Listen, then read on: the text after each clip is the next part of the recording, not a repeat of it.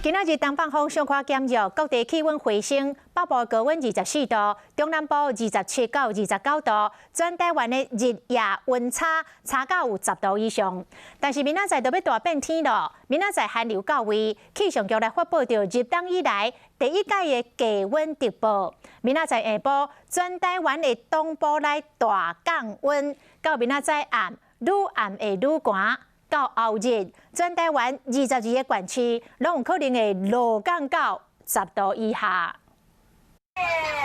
就甲囡仔出溜笼共款遮紧。拜三冷空气的路南，会互拜二稳定的天气随变天。中昼进前各算舒适，下晡对北部开始继续路南，温度会降到互你带一条。北部地区清晨可能温度还在16、17度左右，但是我们预估下午北部地区有些地方低温已经到达10度以下，甚至晚上可能只有8度左右，这是北部地区的变化。那当然中部地区看起来也是白天开始温度会明显下降。 气象局发布今年入冬以来第一个低温特报，除了南投、嘉南、高屏黄色灯号，其他县市拢有可能无到6度，平地无到10度，而且有连续24点钟平地温度无到12度的可能。到拜六天气才会较回。跨年即天开始到元旦透早，包括台7线北环公路、台7甲线宜兰支线、台北线中环公路、台14甲线合环山公路等等4条路线，拢有可能结冰，请大家经过要特别注意。这一段时间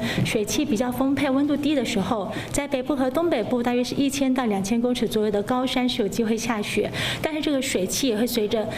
星期4晚上到星期1的时候，慢慢的转得比较少。 寒流嘛有可能带来中国境内污染物，全台湾拢有可能出现黄色到柑仔色的空气污染，尤其中南部会有红色警示灯号，要特别注意。气象局嘛做2020年的气象统计和进前的观察，今年全球温度是历史上第2高，暖化现象真严重。台湾每年第一季温度拢会真正常，不过雨量伫2月、3月会比正常值搁较低。等于每年台湾欠水的现象至少会到3月，伫用水的时阵嘛要特别注意。